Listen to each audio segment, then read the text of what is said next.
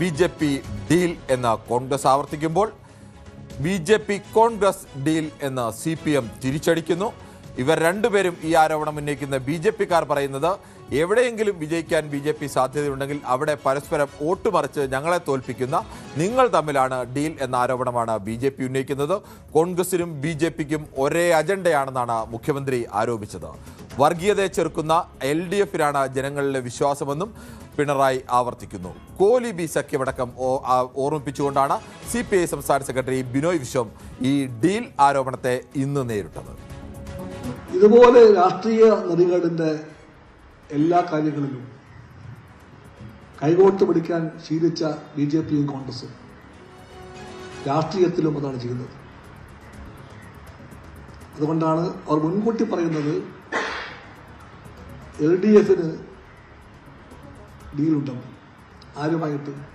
BJP-യുമായിട്ട്. ഇത്രയും കനത്ത തമാശകൾ പറയാൻ അവർക്കേ പറ്റും. എന്നാൽ തിരിച്ച് മോദിയും പിണറായിയും തമ്മിൽ രാഷ്ട്രീയ ധാരണയുണ്ടെന്നാണ് രമേശ് ചെന്നിത്തലയുടെ ആരോപണം. കോൺഗ്രസിനെ അകറ്റി നിർത്തുക എന്നുള്ളതാണ് CPM-ന്റെയും BJP-യുടെയും ലക്ഷ്യമെന്നും കേരളത്തിൽ തന്നെ തുടർ ഭരണം ഉണ്ടായത് BJP-യുടെ സഹായത്തോടു കൂടിയാണ് എന്നും രമേശ് ചെന്നിത്തല ആരോപിക്കുന്നു.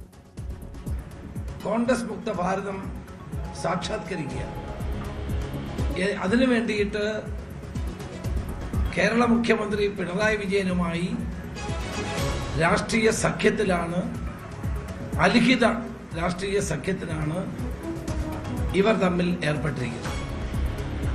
2021 69 സീറ്റുകളിലാണ് NDA-യുടെ വോട്ടുകൾ CPM-ന് നൽകിയത്. ഞങ്ങൾക്ക് അന്ന് UDF-ന് 40% വോട്ട് കിട്ടി. ആ സമയത്ത് പാർലമെന്റ് തെരഞ്ഞെടുപ്പിൽ NDA-ക്ക് 14% വോട്ടായിരുന്നു. അത് 10 കുറഞ്ഞു. അതിന്റെ ഫലമായി LDF-ന് 44% വോട്ട്. അങ്ങനെയാണ് കേരളത്തിൽ തുടർഭരണം ഉണ്ടായത്. ഇപ്പോൾ അതേ സാഹചര്യം വരുത്തി തീർക്കാൻ, ഉണ്ടാക്കിയെടുക്കാനുള്ള ബോധപൂർവമായ രാഷ്ട്രീയമായ കുതന്ത്രങ്ങളാണ് മുഖ്യമന്ത്രിയും പ്രധാനമന്ത്രിയും തമ്മിൽ ഉണ്ടാക്കിയിരിക്കുന്നത്.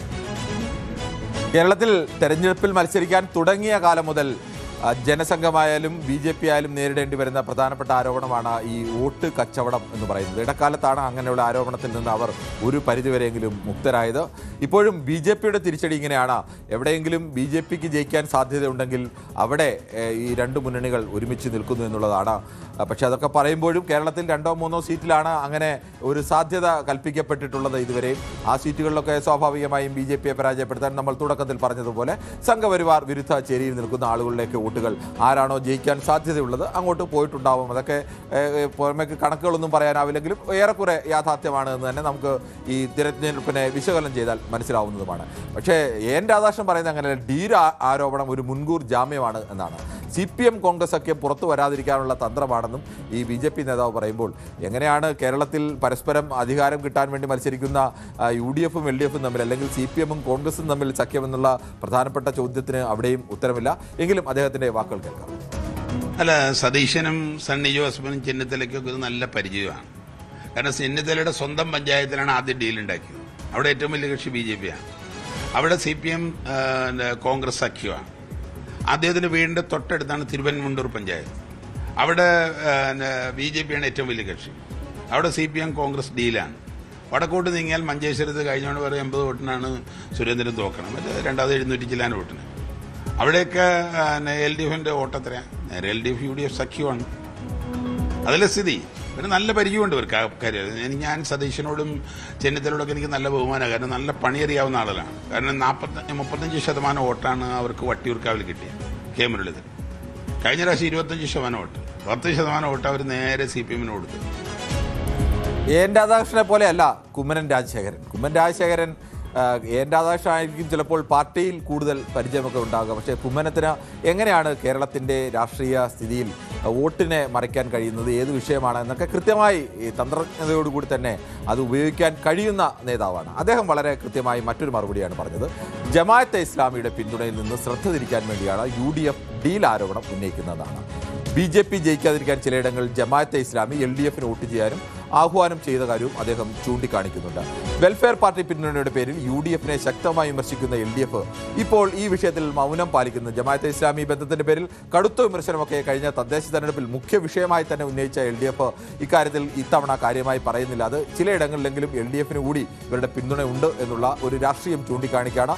വെൽഫെയർ പാർട്ടിയും ജമാഅത്തെ ഇസ്ലാമിയും ഒക്കെ ആയുധമാക്കി വരുമ്പോൾ സ്വാഭാവികമായും അതിന്റെ ഗുണം കിട്ടുക BJPക്കാണെന്ന് കൃത്യമായി കുമ്മൻ രാജശേഖരൻ അറിയാം. അതുകൊണ്ട് കുമ്മനം കൃത്യമായി ഇലക്ഷൻ തിരിച്ചറിഞ്ഞുള്ള തന്ത്രപൂർവ്വം തന്നെയാണ് ആ മറുപടി പറയുന്നത്. മഞ്ജുഷ് ഗോപാലുമായിട്ടുള്ള അഭിമുഖത്തിലെ ആ വാക്കുകൾ കേൾക്കാം. പക്ഷേ ഈ ജമാഅത്തെ ഇസ്ലാമിയെ LDF ശക്തമായിട്ട് ഇപ്പോൾ എതിർക്കുന്നുണ്ട്. പക്ഷെ അത് തദ്ദേശ ഭരണ തെരഞ്ഞെടുപ്പിൽ എതിർത്ത പോലെ ആ ഒരു ശക്തി ഉണ്ടെന്ന് താങ്കൾക്ക് തോന്നുന്നുണ്ടോ? ഇപ്പോൾ ഡീൽ എന്നുള്ള ആരോപണമാണ് വന്നിരിക്കുന്നത് പ്രധാന അജണ്ടയായിട്ട്. കാരണം കിട്ടുന്നെങ്കിൽ പോരട്ടെന്നാണ്. വേറെ കുറേ നിയോജകമണ്ഡലമെങ്കിലും ജമാഅത്തെ ഇസ്ലാമിയുടെ സപ്പോർട്ട് കിട്ടുമെങ്കിൽ കിട്ടട്ടെ എന്നുള്ളതാണ്. കാരണം ഇവർക്കൊന്നും തത്വാധിഷ്ഠിതമായിട്ടല്ലല്ലോ വിമർശനം, പിന്തുണയുമല്ല. എതിർക്കുന്നതും അനുകൂലിക്കുന്നതൊന്നും തത്വാധിഷ്ഠിതമായിട്ടല്ല, നൈമിഷികമായ താൽക്കാലികമായിട്ടുള്ള രാഷ്ട്രീയ ലാഭത്തിന് വേണ്ടിയാണ്. ഇനിയിപ്പോൾ അവർക്കൊരു പക്ഷേ ഈ ജമാഅത്തെ ഇസ്ലാമിയുടെ വിമർശനത്തിന്റെ കുന്തമുന ഒന്ന് ഒടിച്ചാൽ, മയപ്പെടുത്തിയാൽ, ഇനി വേറെ വല്ല സ്ഥലത്തും പിന്തുണ കിട്ടുന്നെങ്കിൽ കിട്ടട്ടെ, ഞങ്ങൾക്ക് ജയിക്കാൻ അവിടെ സാധിക്കുമല്ലോ എന്നുള്ളതാണ്. ഇതൊക്കെ തെരഞ്ഞെടുപ്പിൽ എപ്പോഴും നിങ്ങൾ എങ്ങനെ വാക്കുകൾ ഉപയോഗിക്കുന്നു, എങ്ങനെയാണ് നിങ്ങൾ തന്ത്രപരമായി വിഷയത്തെ ഉന്നയിക്കുന്നത് എന്നതിനെ ആശ്രയിച്ചു കൂടിയാണ് തെരഞ്ഞെടുപ്പിനെ നിയന്ത്രിക്കാനാവുക. അതിന് കഴിയുന്ന തരത്തിലേക്കുള്ള വാക്കുകൾ തന്നെയാണ് കുമ്മൻ രാജശേഖരൻ്റെത്. BJP സൈഡിൽ നോക്കിയാൽ കൃത്യമായും അദ്ദേഹം ഉന്നയിച്ച് ആ വിഷയമാണ് ജമാഅത്തെ ഇസ്ലാമിയും വെൽഫെയർ പാർട്ടിയും ഒക്കെ ചർച്ചയാക്കി നിർത്തുക എന്നുള്ള തരത്തിൽ തന്നെയാണ്. കൂടുതൽ വാർത്തകൾക്ക് News 18 Keralam YouTube channel subscribe ചെയ്യുക.